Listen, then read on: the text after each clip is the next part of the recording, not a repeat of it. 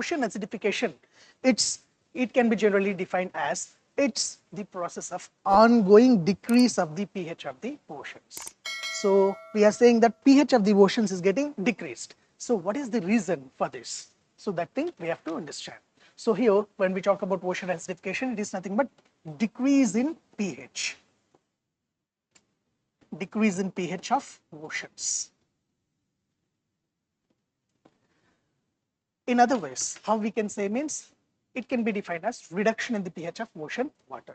So important cause for this reduction of the pH of ocean water is that there is increased emissions of carbon dioxide in the atmosphere. So increased emissions of carbon dioxide in the atmosphere. So this is one of the important source or important cause for ocean acidification. One of the cause. There are so many causes, but this is one of the cause. So how increased emissions of carbon dioxide will lead to ocean acidification? That thing you have to understand. So before to that, can you able to recollect the important sources of carbon dioxide, from where they can be released? Carbon dioxide. Yes, factories, industries, industrial emissions. Yes, animal and plant respiration. Then burning of fossil fuels.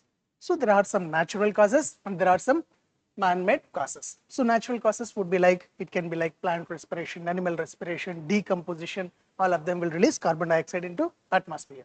And then if we talk from the man-made or anthropogenic sources of carbon dioxide, we can have things like burning of fossil fuels, or like automobile exhaust, or we can also say industrial emissions, or we can also say all factories. All those things will release carbon dioxide into atmosphere.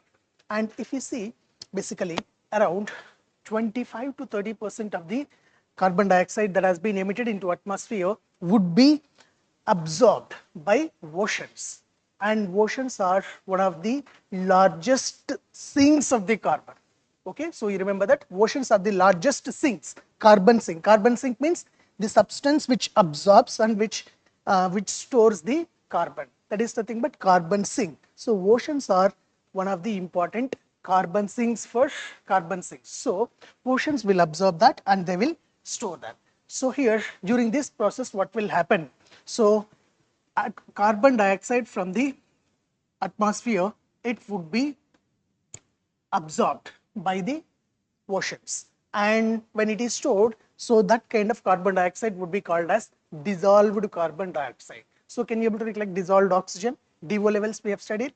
So the amount of oxygen that is present in water is nothing but dissolved oxygen. In the similar fashion, the amount of carbon dioxide that is present in the oceans is nothing but dissolved carbon dioxide. Okay, so here we are discussing with respect to dissolved carbon dioxide. So this dissolved carbon dioxide, it will generally react with the water. And during this process, when it reacts with the water, it produces H2CO3. So this is nothing but, yes, carbonic acid. So this is carbonic acid. And this carbonic acid will further react with the another water molecules or other water molecules that are present in the ocean.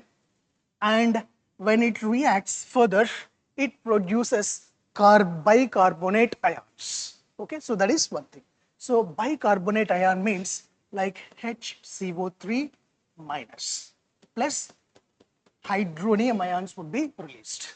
So this is nothing but bicarbonate ions.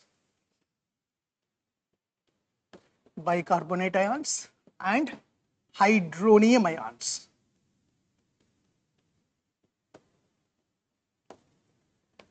And what will happen here? Now we have got the hydronium ions that have got liberated.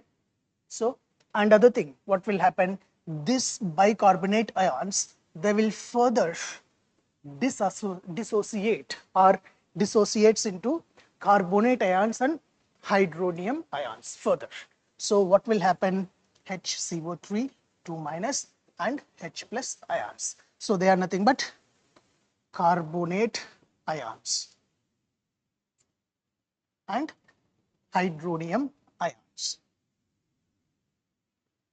And now can you see there is liberation of hydrogen ions into hydrogen ions or hydronium ions into ocean now? And when we were discussing about the concept of the acid rain, we have also said that if there is pH is, if pH has to be decreased, then what should be the cause that will cause the decrease of pH? Yes, increase in hydronium ions or increase in hydrogen ions. So here, can you see that here in both of these cases, liberation of this thing is happening. So here, increase in hydronium ions will cause decrease in pH. Decrease in pH. So this generally causes the concept of, this generally leads to ocean acidification. So that's how it leads. Okay, so that is one thing that you have to remember. So in simple manner to say, excessive dissolved carbon dioxide, when it is released, when it is present in the oceans, so usually it reacts with the water and it leads to increase in the hydronium ion concentration, and increase in the hydronium ion concentration will leads to reduction in the pH of the water, and reduction in the pH of the water further leads to ocean acidification. So this is how ocean acidification will take place. Okay.